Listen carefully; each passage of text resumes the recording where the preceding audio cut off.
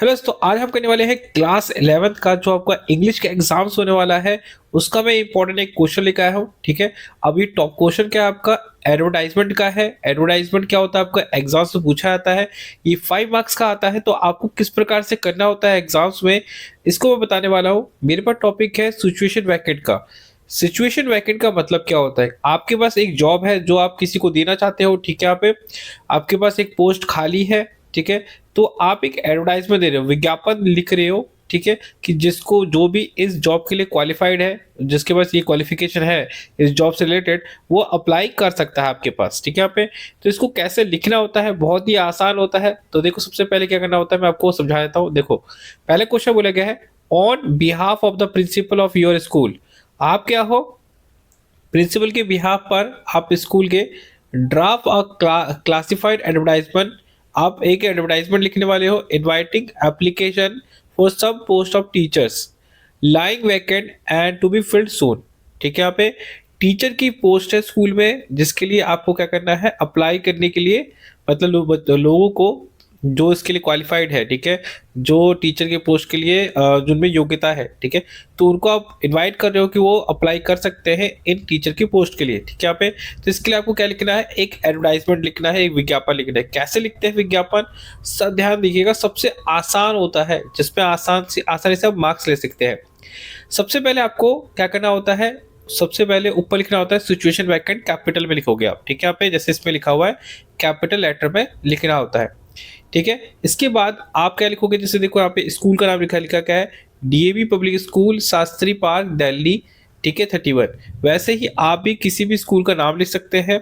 अगर स्कूल के ऊपर आता है सिचुएशन वैकेंट पे, तो आप स्कूल का नाम लिखोगे। अगर मान लो कोई कंपनी है तो कंपनी का नाम आ जाएगा यहाँ पे। ठीक है, यहाँ पे या कोई दूसरी ऑर्गेनाइजेशन है तो उसका नाम यहाँ पे आ जाएगा, पहले सबसे पहले आता है। ठीक है, फिर हम ये लिखेंगे रिक्वायर 2 PGT इंग्लिश टीचर। ठीक है, इंग्लिश हमें क्या चाहिए, 2 PGT in English against permanent post. मतलब हमारे पास टीचर की पोस्ट है, खाली है। परमानेंट पोस्ट के लिए टीचर की हमें 2 PGT टीचर चाहिए इंग्लिश में। हमने बता दिया, अपने रिक्वायरमेंट बता दिया। उसके बाद आपको क्या बताना होता है, only experienced and highly qualified candidate विल विद इन, देखो यहाँ पे लिखा है linguistic fluency need to be apply. हमें कैसे चाहिए, ऐसे। देखो, आपको जब भी एडवर्टाइजमेंट लिखना होता है ना, ये छोटा होता है, यानी 40 to 50 वर्ड के अंदर आता है। ठीक है, यहाँ पे और आपको इसी के अंदर सारी बातें लिखनी होती है कि आपको क्या क्या रिक्वायरमेंट है। तो आपको इन बातों को ध्यान देना है। तो देखो, इस सेंटेंस मैंने एक ही सेंटेंस उसमें बता दिया कि हमें ऐसा जो टीचर चाहिए जो एक्सपीरियंस वाला हो, हाईली क्वालिफाइड होना चाहिए। ठीक है, और उसकी जो फ्लुएंसी है बहुत अच्छी होनी चाहिए, यानी बातचीत करने की जो फ्लुएंसी है वो अच्छी होनी चाहिए। सैलरी, देखो salary commensurate to the experience and professional achievement. जो सैलरी होगी उसको हम क्या कर सकते हैं, बातचीत करके तय कर सकते हैं। और ये डिपेंड इस पे करेगा कि आप पे एक्सपीरियंस कितना है, आप कितने, आपने कौन कौन से अचीवमेंट प्राप्त कर रखे हैं। ठीक है, पे इसकी बेस पे आपकी सैलरी रखी जाएगी। Attend walk in interview and resume. देखो, attend walk in interview with resume, attach testimonial and passport size photograph on Monday. ठीक है, डेट दे दिया हमने, एट कितना टाइम भी दे दिया, इन प्रिंसिपल ऑफिस। ठीक है, यहाँ पे हमने बता दिया है कि जो भी अप्लाई करेगा उसका इंटरव्यू होगा। ठीक है, वो अपना रेज्यूमे लेके आ सकता है, साथ में अपने जितने टेस्टिमोनियल है, मतलब जो अपनी जो क्वालिफिकेशन है वो लेके आएगा, अपना पासपोर्ट साइज फोटोग्राफ लेके आएगा।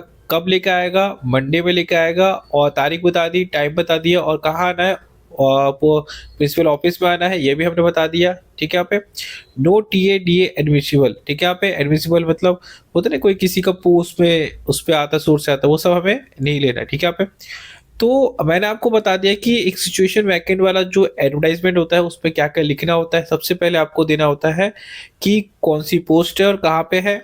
साथ में उसके बाद बताना होता है कि आपको रिक्वायरमेंट क्या है, क्या क्या क्वालिफिकेशन होनी चाहिए। साथ में आपने ये बताना है कि जो इंटरव्यू होगा, उसको सिलेक्शन होगा, वो किस प्रकार से होगा। मैंने ये सब बता दिया। तो ये हो गया आपका सिचुएशन मार्केट का एक एडवर्टाइजमेंट। इसको आपको ऐसे करना है। अब अगर अगला हम जो उसमें करेंगे, अगला जो हमारा है वो टॉपिक कौन सा होगा, उस पर चलते हैं। नेक्स्ट आपका है वो है आपका यहाँ पे सिचुएशन वांटेड का। सिचुएशन वांटेड कब होता है, ये एडवर्टाइजमेंट तब लिखा जाता है जब आप खुद सर्विस प्रोवाइड करा रहे हो, मतलब जिसको भी आपकी सर्विस की ज़रूरत है वो आपको अब क्या कर सकता है, हायर कर सकता है, आपको काम पे रख सकता है, ठीक है।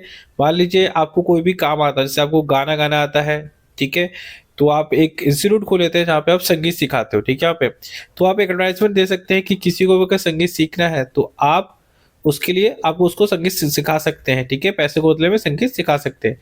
इसे कहते हैं सिचुएशन वांटेड का एडवर्टाइजमेंट। तो इसको कैसे लिखना होता है वो बता देता हूँ। देखो यहाँ पे सबसे पहले देखो लिखा है, you are in need of job, आपको जॉब की जरूरत है, and draft a classified advertisement offering your services, आपको आप ऑफर कर रहे हो एडवर्टाइजमेंट का, ठीक है, अपनी सर्विस को ऑफर कर रहे हो, ठीक है, एडवर्टाइजमेंट के द्वारा। तो सबसे पहले आप लिखोगे सिचुएशन वांटेड।